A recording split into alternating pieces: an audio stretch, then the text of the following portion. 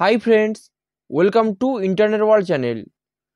আজকে আমি আপনাদেরকে দেখাবো আপনারা নিজেদের কম্পিউটার কিংবা ল্যাপটপ থেকে কিভাবে কোনো ছবির ব্যাকগ্রাউন্ড খুব সহজেই পরিবর্তন করবেন এবং সেই ছবিটি কিভাবে পাসপোর্ট সাইজ ফরম্যাটে নিয়ে আসবেন এবং সেটিকে রেডি করে কিভাবে আপনারা প্রিন্ট করবেন।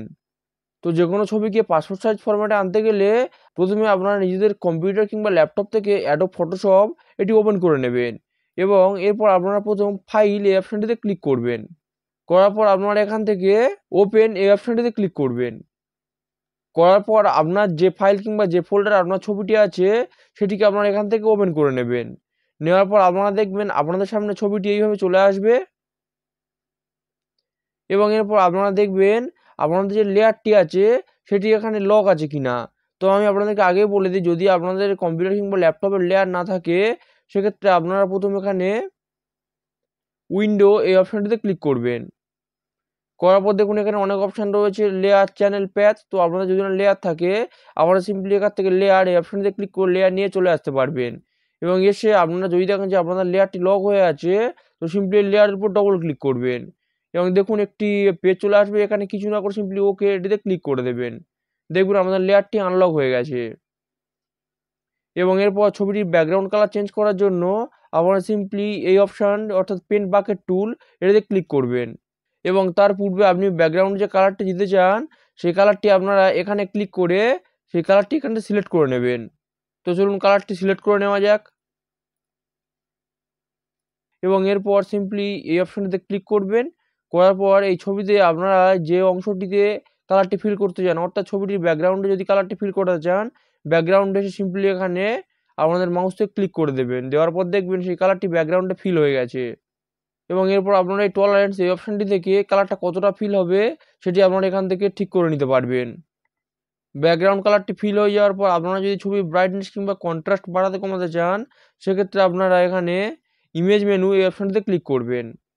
এখানে ক্লিক করার পর আপনারা অ্যাডজাস্টমেন্ট এই অপশনটিতে চলে আসবেন এবং এরপর আপনারা নিজে দেখতে পাবেন ব্রাইটনেস এবং কন্ট্রাস্ট এটিতে ক্লিক করবেন।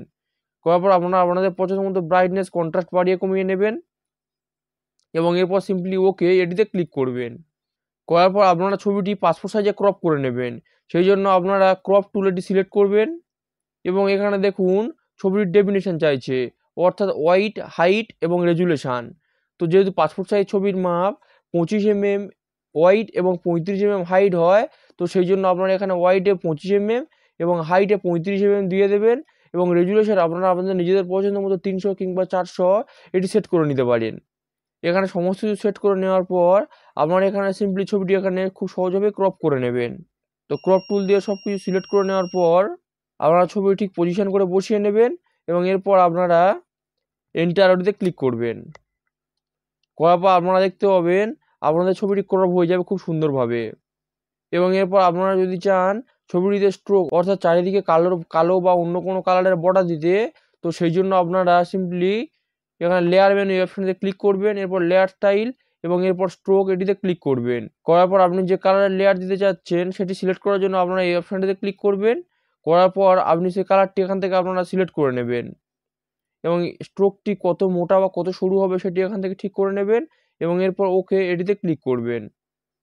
করার পর আপনারা প্রথম বুঝতে পারবেন না কিন্তু ছবিটিতে স্ট্রোক বা চারিদিকে কালো বর্ডার চলে আসবে এবং এরপর ছবিটি প্রিন্ট করার জন্য আপনারা সিম্পলি ছবিটির এই অপশনটিতে ক্লিক করবেন, করে ছবিটি ছোট করে নেবেন। এরপর আপনাদের সামনে এরকম একটি অপশন বা এরকম পেজ চলে আসবে এবং এখান থেকে আপনারা প্রথম এই ছবিটির স্ট্যাটাস বারের উপর রাইট ক্লিক করবেন।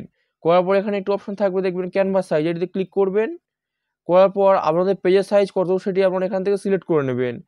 তো আমি আজকে সিম্পলি এখানে 4 ইঞ্চি বাই 6 ইঞ্চি পেজের সাইজ ঠিক করে নেবো।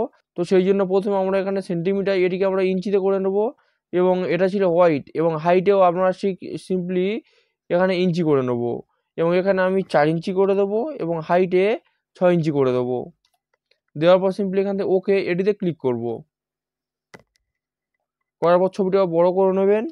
নেওয়ার পর আপনারা দেখতে পাবেন ছবিটি 4 ইঞ্চি বাই 6 ইঞ্চি পেজে এইভাবে চলে আসবে।